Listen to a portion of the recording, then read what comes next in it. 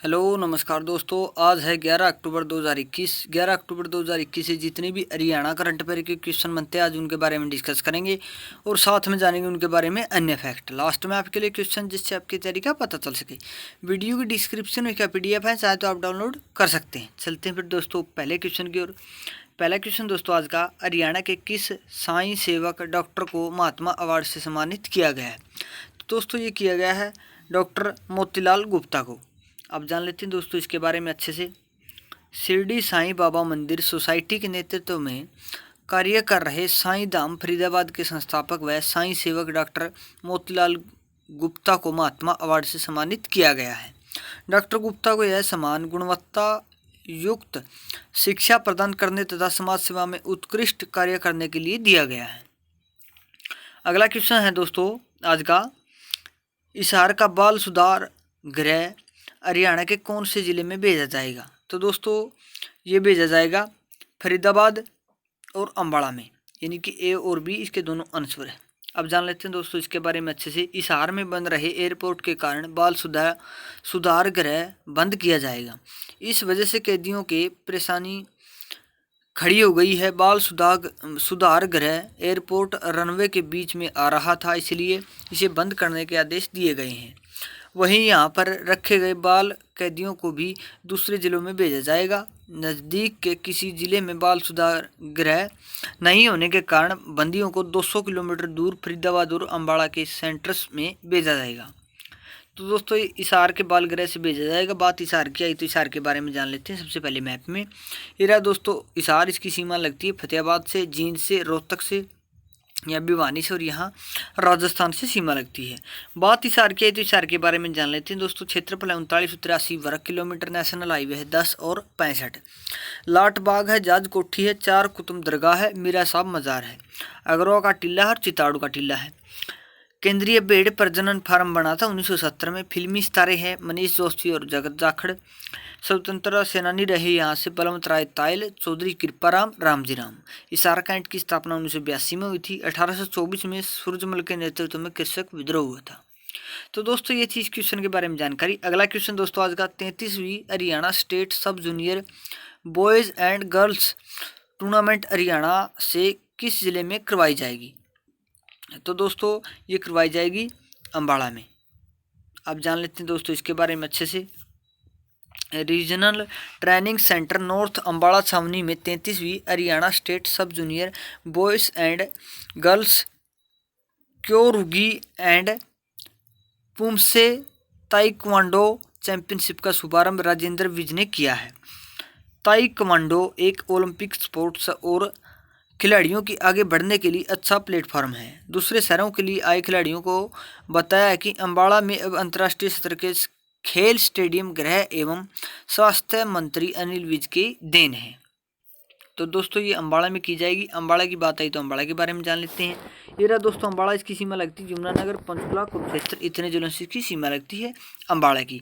बात अम्बाड़ा की है तो अम्बाड़ा के बारे में जान लेते हैं दोस्तों। National highway 44-5 152 73। प्रमुख व्यक्ति है ओमपुरी नवनीत कौर, जेबा फिल्म एक्टर थी, जोराबाई सिंगर थी। उद्योग है यहाँ पर ग्राइंडर, मिक्सर, गैस स्टोव उद्योग। गांधी जी अम्बाड़ा में 8 मार्च 1921 को आए थे। 1842 में अम्बाला को शिमला के अधीन कर दिया गया था। 1979 में जगाधरी को अलग किया गया और यमुनानगर में मिला दिया गया। सिखों के 8वें गुरु हरिकिशन जी का गुरुद्वारा पिंजोकरा साहिब गुरुद्वारा ये भी अम्बाड़ा में स्थित है दोस्तों। अगला क्वेश्चन के बारे में जान लेते हैं दोस्तों। हरियाणा के कौन से शहर में विद्युत वाहन मार्केट प्लस ई वही लर्स मोबिलिटी सेंटर का अनावरण किया गया है? तो दोस्तों ये किया गया है बल्लभगढ़ में, जो कि फरीदाबाद का एक शहर है। अब जान लेते हैं दोस्तों इसके बारे में अच्छे से। प्रदेश में विद्युत चलित वाहनों ईवी को बढ़ावा देने के लिए राज्य सरकार की पहल के नतीजे सामने आने लगे हैं। हैदराबाद स्थित एक प्रसिद्ध विद्युत वाहन मार्केट प्लस ई व्हील्स मोबिलिटी द्वारा बल्लभगढ़ में एक अद्वितीय इलेक्ट्रिक व्हीकल फुलफिलमेंट सेंटर का अनावरण किया गया है। सरकार ई वाहनों की खरीद पर सब्सिडी दे रही है ताकि ज़्यादा से ज़्यादा कार्बन का उत्सर्जन न हो। तो दोस्तों ये बल्लभगढ़ पड़ता है फरीदाबाद में। फरीदाबाद की बात आई तो फरीदाबाद को जान लेते हैं मैप में। ये रहा दोस्तों फरीदाबाद, इसकी सीमा दिल्ली से लगती है, गुरुग्राम से लगती है, मेवात और नू यहाँ राजस्थान से, यमुना नदी भी जाती है यहाँ से। जान लेते हैं दोस्तों फरीदाबाद के बारे में। क्षेत्रफल 743 वर्ग किलोमीटर। 15 अगस्त 1979 को फरीदाबाद जिला हरियाणा के 12वें जिले के रूप में अस्तित्व में आया। फरीदाबाद शहर की स्थापना प्रसिद्ध सूफी संत फरीद बाबा ने 1607 ईस्वी में की थी। सर्वाधिक महिलाओं की संख्या फरीदाबाद शहर में है। सर्वाधिक नगरीय जनसंख्या वाला जिला है। सूरजकुंड को पहले म्यूर झील के रूप में जाना जाता था। सूरजकुंड स्थान पर हरियाणा सरकार ने लिस्ट कॉम्प्लेक्स बनाए हैं। पीली मिट्टी पाई जाती है। नदियाँ यमुना नदी और गुड़गांव नहर। फसलें हैं गेहूं, बाजरा, सरसों। राष्ट्रीय राजमार्ग है 2। बाबा उदासनाथ जी की समाधि मिली है। बड़खल झील है। अरावली गोल्फ मैदान है। पर्यटन स्थल है दोस्तों राजा नार सिंह पैलेस, साइन टेम्पल, सूर्य मंदिर। अगला क्वेश्चन के बारे में जान लेते हैं दोस्तों। हरियाणा के राजेश बिंदल को कौन सी हाई कोर्ट का मुख्य न्यायाधीश नियुक्त किया गया है? एक इंपॉर्टेंट क्वेश्चन दोस्तों, ये किया गया है इलाहाबाद हाई कोर्ट जो कि यूपी का है। अब जान लेते हैं दोस्तों इसके बारे में। कोलकाता कोर्ट के कार्यवाहक मुख्य न्यायाधीश राजेश बिंदल इलाहाबाद हाई कोर्ट के मुख्य न्यायाधीश नियुक्त किए गए। राष्ट्रपति रामनाथ कोविंद ने इनकी नियुक्ति की है दोस्तों। मुख्य न्यायाधीश न्यायमूर्ति राजेश बिंदल का जन्म 16 अप्रैल 1961 को हरियाणा के अम्बाड़ा में हुआ था। कुरुक्षेत्र विश्वविद्यालय से विधि स्नातक करने के सितंबर 1985 से उन्होंने पंजाब व हरियाणा हाई कोर्ट में विधि कार्य शुरू किया था। अम्बाड़ा की बात हमने पीछे कर दी थी दोस्तों, इसलिए बार बार इसके बारे में जिक्र नहीं करेंगे। अगला क्वेश्चन है प्रदेश सरकार ने बीपीएल व अनुसूचित जाति में बेटी पैदा करने वालों की मदद के लिए कौन सी योजना चलाई है? तो दोस्तों ये चलाई है बीपीएल परिवार योजना। अब जान लेते हैं दोस्तों इसके बारे में। प्रदेश सरकार द्वारा आपकी बेटी हमारी बेटी योजना चलाई गई है जो कि बहुत ही महत्वाकांक्षी योजना है। इस योजना का उद्देश्य राज्य में कन्या भ्रूण हत्या पर रोक लगाना है, लिंगानुपात में सुधार तथा बालिकाओं को शिक्षा के उचित अवसर प्रदान करना है। अनुसूचित जाति व बीपीएल परिवार में बेटी पैदा होने पर आर्थिक मदद दी जाती है। बीपीएल परिवारों को पहली बेटी के जन्म पर 21,000 रुपये तथा सभी वर्गों की दूसरी व तीसरी बेटी के जन्म पर 21,000 रुपये की राशि दी जाती है।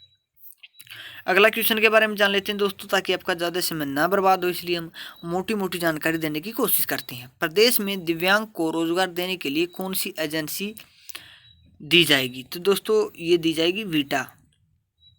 अब जान लेते हैं दोस्तों इसके बारे में भी अच्छे से। राज्य सरकार की ओर से दिव्यांग को रोजगार उपलब्ध कराने के लिए अनेक योजनाएं चलाई जा रही है। प्रदेश में दिव्यांगों को रोजगार देने के लिए वीटा की एजेंसी दी जाएगी। इस समूह को वीटा एजेंसी दी जाएगी। इसके अलावा दिव्यांगों को अपना काम धंधा शुरू करने के लिए 50,000 रुपये तक का ऋण पर 4% ब्याज पर लोन उपलब्ध करवाया जाएगा। ये थी दोस्तों इस क्वेश्चन के बारे में जानकारी। अगला क्वेश्चन के बारे में जान लेते हैं दोस्तों। मुकेश अंबानी ने कौन से देश कंपनी को REC सोलर होल्डिंग AS को 100% खरीद लिया है? तो दोस्तों मुकेश अंबानी ने खरीद लिया है चीन की कंपनी को। अब जान लेते हैं दोस्तों इसके बारे में भी अच्छे से।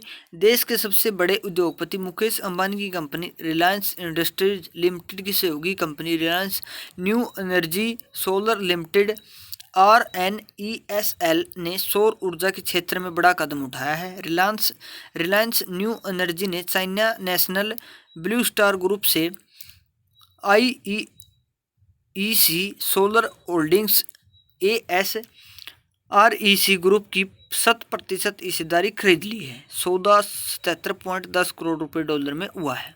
तो दोस्तों चीन के बारे में आपको पता ही हुआ, राजधानी है मुख्य उसके राष्ट्रपति हैं शी जिनपिंग, यहाँ पर मुद्रा चलती है, वो आपको पता ही होगा दोस्तों। इसके बारे में ज़्यादा डिटेल से हम जानने की कोशिश नहीं करेंगे। अगला क्वेश्चन दोस्तों, हाल ही में किस देश के सबसे बड़े nuclear scientist doctor Abdul Qadeer Khan का निधन हुआ है? तो दोस्तों ये साइंटिस्ट थे पाकिस्तान के। अब जान लेते हैं दोस्तों इसके बारे में भी थोड़ा सा। पाकिस्तान के सबसे बड़े nuclear scientist doctor Abdul Qadeer Khan का रविवार सुबह 85 साल की उम्र में निधन हो गया है। उन्होंने मुस्लिम देशों का पहला एटॉमिक बम बनाया था, इसलिए उन्हें इस्लामिक न्यूक्लियर बम का जनक कहा जाता है। अब्दुल कादिर का जन्म 1 अप्रैल 1936 को मध्य प्रदेश के भोपाल में हुआ था। बंटवारे के समय उनका परिवार पाकिस्तान में चला गया था। तो दोस्तों ये थे आज के क्वेश्चन। वीडियो लंबी ना हो जाए इसलिए हमने मैन टॉपिक और मैन क्वेश्चन लेने की कोशिश की है। आपको पता ही हो, आप खुद समझदार हो, हमने अच्छे से क्वेश्चन लेने की कोशिश की है।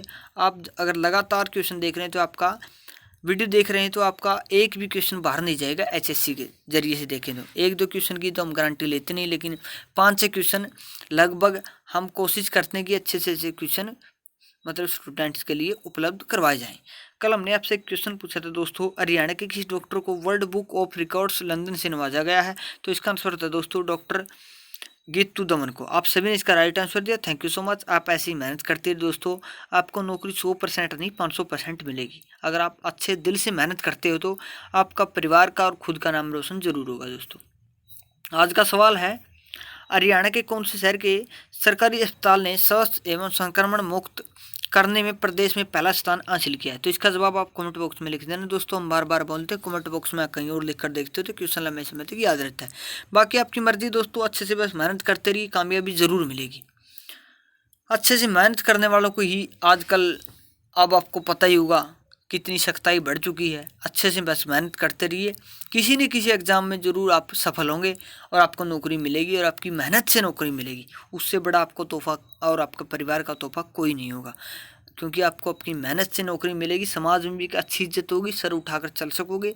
नहीं तो फिर आपको पता ही होगा 8-10 लाख रुपये में लागोगे, फिर उनकी पाड़ना में 4-5 साल और लग जाएंगे, फिर मकान बनाओगे, फिर ब्याह करोगे, यानी कि आधी ज़िंदगी तैबल तो नूह टप जाएगी। इसलिए अच्छे से मेहनत कर लो, बस 1-1.5 साल, उसमें आपको सफलता मिलेगी। 2 साल सरकार अच्छे तगड़े फैसले लिया करे है, उसके बाद समाज हित में देश हित में फैसले लिए जाया करे है। 2 साल होगी सरकार ने अच्छे अच्छे फैसले ले लिए, जितने लेने थे जियो, रोजगार के और समाज हित के फैसले लेते रहोगे। तो मिलते हैं दोस्तों नई वीडियो के साथ, तब तक हंसते रहिए, मुस्कुराते रहिए और देखते रहिए हमारा चैनल HR गुरु। जय हिंद दोस्तों।